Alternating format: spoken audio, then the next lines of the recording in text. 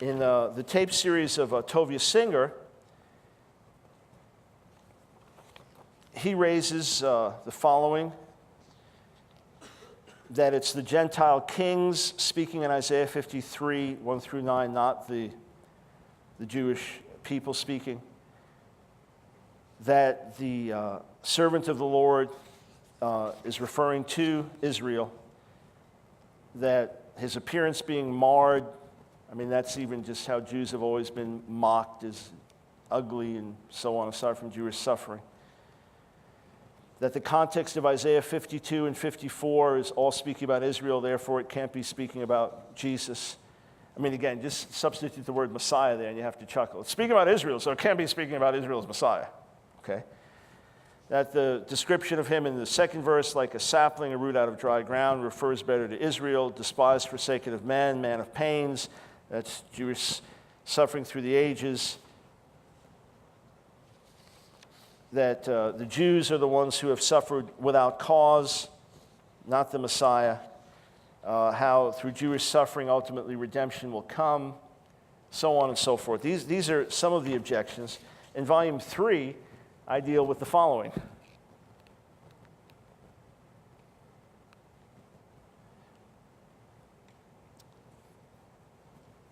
If you want to know what Isaiah 53 is talking about, just read Isaiah 52 and 54. The context is the return of the Jewish people from Babylonian exile, 550 years before Jesus.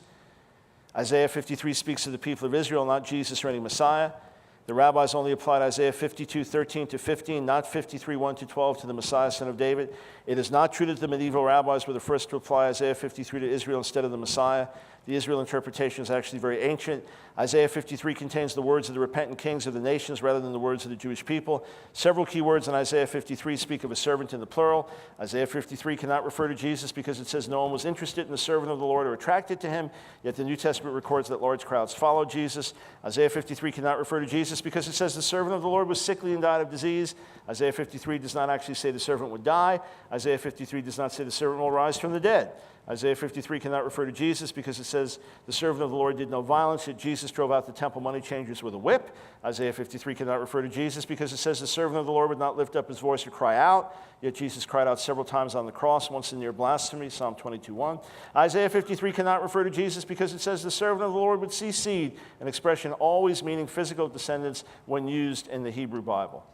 Those are the ones I deal with in Volume 3, and we will have the joy in the next session of responding briefly to the objections to Isaiah 53, and then looking at some of the other questions. Does Matthew, do the other New Testament authors, paint Jesus back into places that he doesn't belong? And then we'll probably continue on to that tomorrow. So let's take a look then at some of the specific objections to these verses. Isaiah 52:13 to 53:12, the chapter divisions that we have break it up unnecessarily. What's the context, though, of the 52nd chapter? The context of the 52nd chapter is the Jewish people coming out of exile. Isn't that interesting? Same context that we discussed in Jeremiah. Same principle, the Messiah being seen on the immediate horizon of history. The Jewish people are marching out of Babylonian captivity. It's a time of redemption. So now God takes this picture even further and paints a picture for us of Jesus, the Messiah. So we're going to take a look verse by verse and go through some of the principal objections to these verses. Context is not an issue. Context provides the backdrop through which the messianic prophecies emerge. They had to emerge in some context. The prophet lived somewhere, sometime. He was prophesying things that were about to come as he sees the redemption from Babylonian exile, which the way he prophesies it in 52 is greater than what actually happened. Therefore, those verses too remain in process, awaiting their ultimate fulfillment. Now, as the Jewish people march out of Babylon, he sees the righteous representative of the nation. He sees his servant, because sometimes in Isaiah, the servant of the Lord is not particularly righteous. Sometimes the servant of the Lord in Isaiah, as you'll study the verses, is blind and dumb. This servant of the Lord, the righteous remnant of one, the righteous representative, he is utterly and completely without fault. So, see, my servant will act wisely or prosper. He'll be raised and lifted up and highly exalted. Just as there are many who are appalled at you, his appearance was so disfigured beyond that of any man, and his form marred beyond human likeness.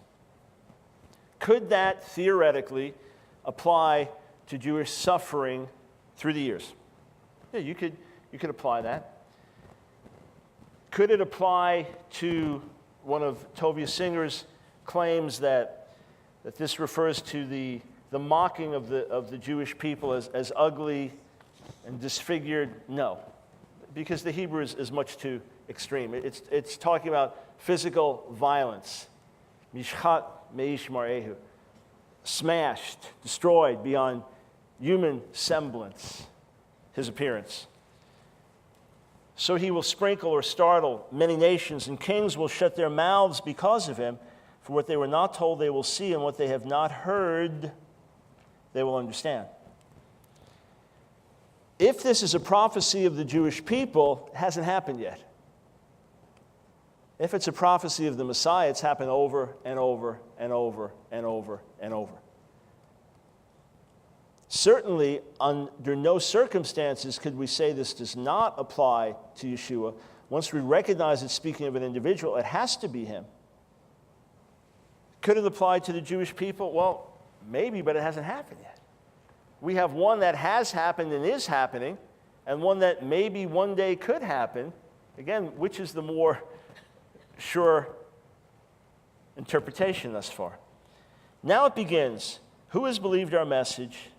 To whom has the arm of the Lord been revealed? Now, in the 15th verse, there's a word from the root shama, meaning to hear, okay? That which kings have not heard. Now in 53:1, mi ha'amin l'shmuatenu, who has believed our report? Who has believed what we have heard? The claim is made, wait a second, these are the kings speaking. The kings who are going to hear and understand stuff they never did before. Now they're turning and addressing everyone else and saying, who has believed what we have heard? So this is not Israel speaking.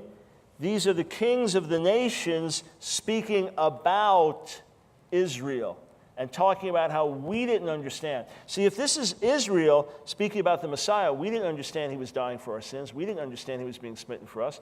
We didn't get it. Now we see it. That's one thing. But if it's the nation saying, we thought Israel was being smitten for its sins, but Israel is actually being smitten for our sins, could it be the nations who are speaking? There are a few problems with that.